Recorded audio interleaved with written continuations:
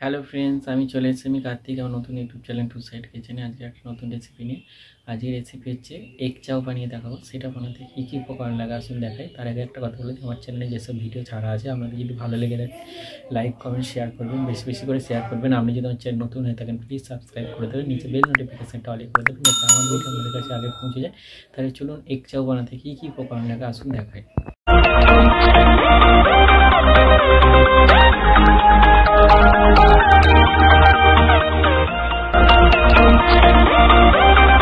চলুন তাহলে আজকে আপনাদের আমি এগ চাউ বানিয়ে দেখাবো। তার আগে একটা কথা বলে দিই, ভিডিওটা প্রথম থেকে শেষ অবধি দেখার অনুরোধ রইল। তাহলে চলুন রেসিপিটা শুরু করি। আমি গ্যাসের উপর জলটা গামলার মধ্যে বসিয়ে দিয়েছি, জলটা গরম হয়ে গেছে। এবার আমি চাউমিনটাকে দিয়ে হালকা করে ভাপিয়ে নেব। জলটা গরম হয়ে গেছে, এবার আমি চাউমিনটা দিয়ে একটু ভাপিয়ে নেবো হালকা করে। এবার একটু সাদা তেল দিয়ে দেবো, একটু নেড়ে চেড়ে নেবো, নিয়ে চাউমিনটা একটু হালকা ভাপিয়ে নামিয়ে নেবো। গ্যাসটা জ্বেলে কড়াটা বসিয়ে দিয়েছি, কড়াটা গরম হয়ে গেছে, কড়ায় তেল দিয়ে দেবো। তেলটা গরম হয়ে গেছে, আমি সবজিগুলো সব একটু ভেজে নেবো। তো আমি আগে আলুটা দিয়ে দেবো, এবার নুন দিয়ে দেবো অল্প, দিয়ে আলুটা একটু হালকা ভেজে নেবো আগে। এবার এর মধ্যে গাজর দিয়ে দেবো, বিনস দিয়ে দেবো, কিছুটা ফুলকপি দিয়ে দেবো। ভালো করে নেড়ে চেড়ে আগে সবজিগুলো সব ভেজে নেবো ভালো করে।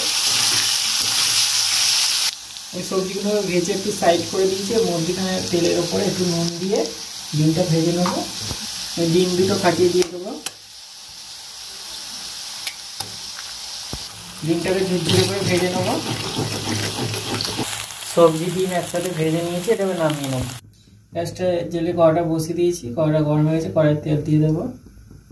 এবার তেলের ওপরে আমি চারটে কাঁচা লঙ্কা আর কিছুটা পেঁয়াজ দিয়ে দেবো,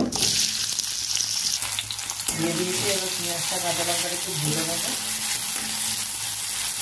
পেঁয়াজটা একটু ভেজে নিয়েছি, সেদ্ধ করা চাউমিনটা দিয়ে দেবো। চাউমিনটা দিয়ে দিয়েছি, এবার একটু নুন দিয়ে দেবো, দিয়ে একটু চাউমিনটা ভেজে নেবো। এবার ভেজে রাখা বিনস, গাজর, ফুলকপি, আলু আর ডিমটা একসাথে দিয়ে ভালো করে চাউমিনটা ভেজে নেবো। ভালো করে ভেজে নেবো, ভালো করে ভেজে নিয়েছি। এবার আমি এর মধ্যে একটু চাউ মশলা দিয়ে দেবো, চাউ মশলাটা দিয়ে দিয়েছি। এবার ভালো করে নেড়ে চেড়ে ভেজে নামিয়ে নেব। দেখুন আমার এগ চাউ রেসিপিটা রেডি হয়ে গেছে।